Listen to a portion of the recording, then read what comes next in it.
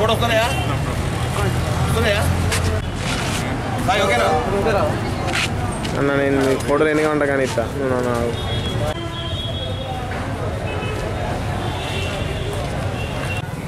62వ రాష్ట్ర స్థాయి school game federation అండర్-17 బాలురా championship పోటీల్లో మన 9 నుంచి 11 వరకు జరిగినటువంటి రాష్ట్ర స్థాయి పోటీల్లో వరంగల్ జరిగిన రాష్ట్ర స్థాయి పోటీల్లో ఆదిలాబాద్ జిల్లా బాలురా జట్టు 3వ స్థానం కైవసం చేసుకుని ఆదిలాబాద్ జిల్లా అంటే ఇప్పటి ప్రస్తుత మంచిర్యాల జిల్లా క్రీడా పతాకాన్ని ఎగరవేసి మనకు విజయం మొట్టమొదటి జిల్లాలో మొదటి పతాకాన్ని ఎగరవేయడం జరిగింది.